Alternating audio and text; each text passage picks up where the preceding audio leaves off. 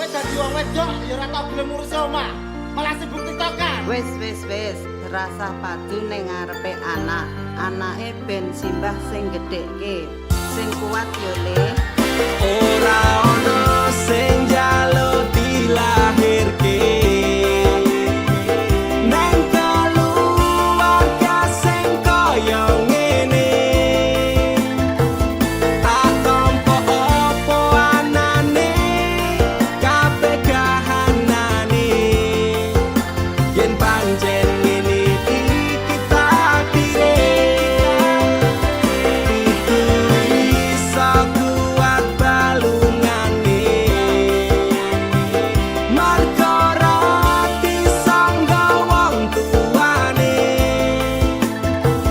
Kudu iso ngadeg dhewe, ra ono cekelane. Ngene men anak sing rusak omahe.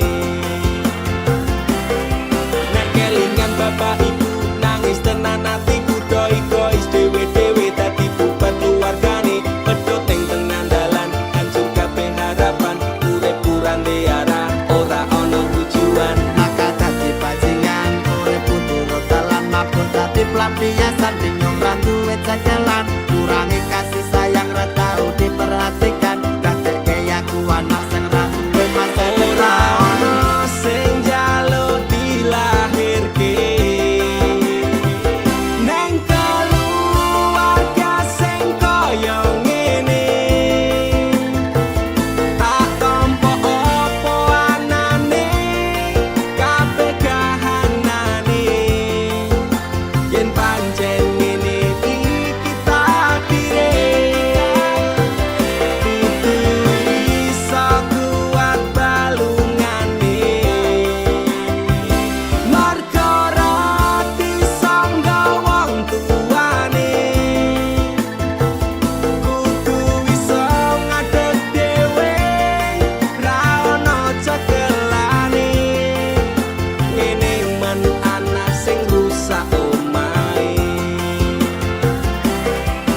Saiki bapak ibu wis rapi dhewe-dhewe, ilang tanggung jawab nganti lali ro anake. Urip kula simbahe kecilik tekan semene. Pak Bu aku wis gedhe iso golek duit dhewe. Saelek-eleke ibuku tetep sing lairke. Saelek-eleke bapakku tau merjuangke. Aku korbane wong tuwa ra pengen urip rekoso. Tak buktekke aku iso sajan karo ngamper lara.